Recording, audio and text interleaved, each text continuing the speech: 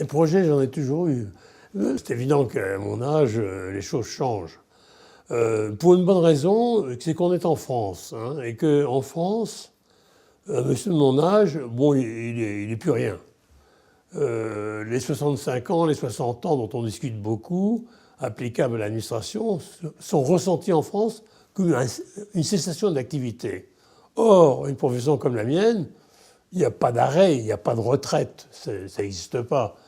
Un monsieur que j'ai connu à Paris, il avait exactement mon âge d'ailleurs, c'est Wright, il était sautillant, il avait de nombreux projets d'architecture.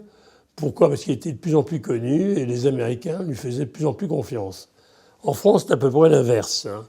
Dès qu'un monsieur a 65 ans, bon, il n'existe plus, même s'il a des projets, même s'il peut encore donner des idées, en particulier en architecture. J'ai toujours eu besoin, non seulement en architecture, mais aussi d'autres activités, d'avoir des projets, d'avoir comment dirais-je, des pulsions pour aller vers quelque chose de nouveau. Voilà, c'est pour moi ça, les projets. D'une façon générale, je passais d'un projet à l'autre. Quelquefois, à une époque très dense de mon existence, dans les années 70-80, j'avais de multiples projets qui se bousculaient un peu.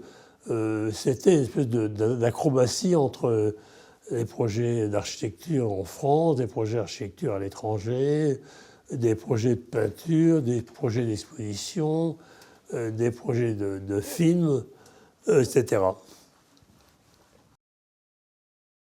Je crois qu'on a toujours quelque chose à prouver. Quel que soit l'âge, et là, moi, je n'ai pas conscience de mon âge.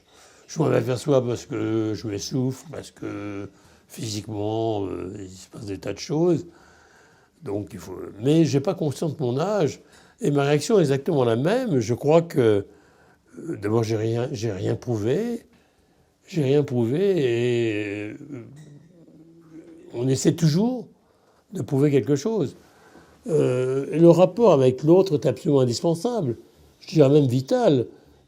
Je ne crois pas qu'on puisse s'enfermer et travailler uniquement pour soi. Les écrivains, un jour ou l'autre, ils éditent. Ils sont obligés de passer avec tout ça comporte d'édition, etc. Je crois que il faut, c'est pas toujours drôle d'ailleurs. C'est pas toujours satisfaisant. Il y a un côté satisfaisant, il y a un côté d'ego, etc. Bon, ça va sans dire.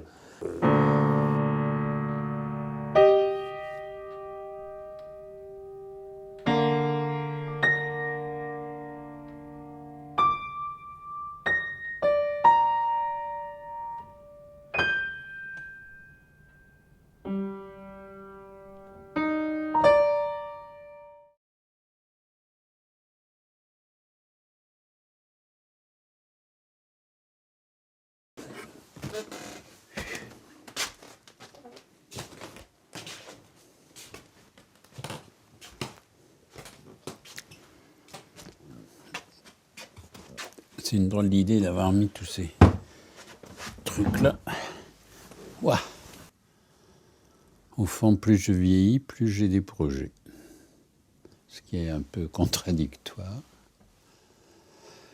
Je crois d'ailleurs que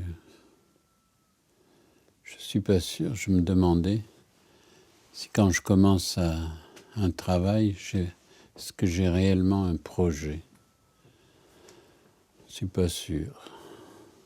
Je trouve que c'est l'application peu à peu à ce qui est en train qui construit le projet. C'est un peu nébuleux dans ma tête et c'est assez difficile à expliquer peut-être que si je commence un livre, je ne sais rien de ce livre.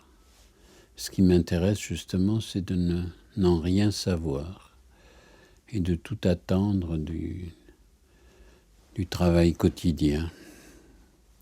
Le fait d'être devant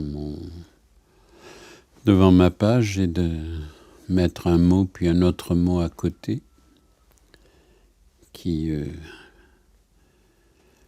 commence à faire exister la chose et qui en contient le développement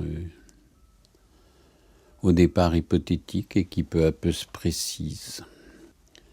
On pourrait dire que j'imagine que pour le peintre, le simple fait de se mettre devant un carré blanc qui est un écran et qui est à la fois une toile l'incite à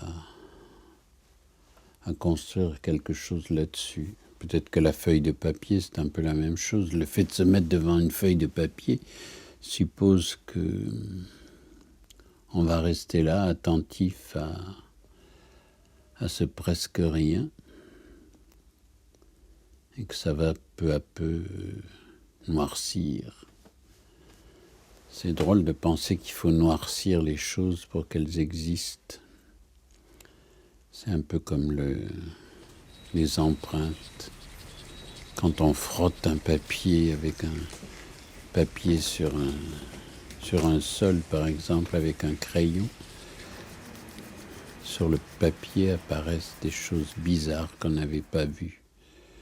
Peut-être c'est ça, le projet, c'est d'attendre dans ce que je regarde ce que je n'ai jamais vu. Voilà.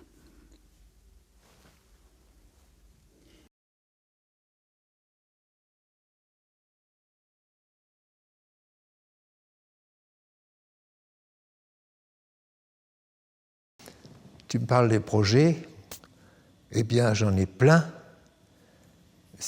Mais ce que je déteste, c'est que c'est des projets. J'ai horreur des projets parce qu'on ne sait jamais si ça marche. Alors je préfère te dire, je fais ça, je fais ça, je fais ça. Mais mes projets, je sais que j'en ai plein, des gens qui veulent, qui me proposent, et puis il y en a souvent sur deux, enfin ça fait le truc de 3, là. Sur 2, il faut qu'il y en ait 3 pour qu'il y en ait un qui marche. Ce qui m'intéresse, c'est que je fasse des choses. Voilà. Il faut faire des choses parce que si on ne fait rien, eh ben on meurt. Allez, ouf, hop là. Aou, aou, aou, oh, oh, ah, alors, oh, dis, ouh, ah, ouh, la, ah, ah, si, ouh, là, c'est, ta, pam, pam, boum, ta, voilà, ta, ti, da, ta, ah, ça, allez, viens, allez, on fait, ouf, af, ah, oh, oh, oh, oh, oh, oh, oh, oh, oh, oh, et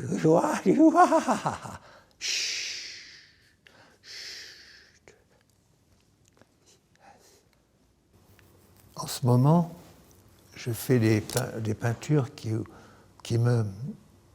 J'ai envie, alors que je vieillis, faire des peintures qui sont les plus jeunes que je puis faire. Et je ne veux pas surtout les toucher trop. J'appelle ces toiles des taches, parce que je trouve qu'avec une tache dans le monde, on peut changer le monde avec une tache.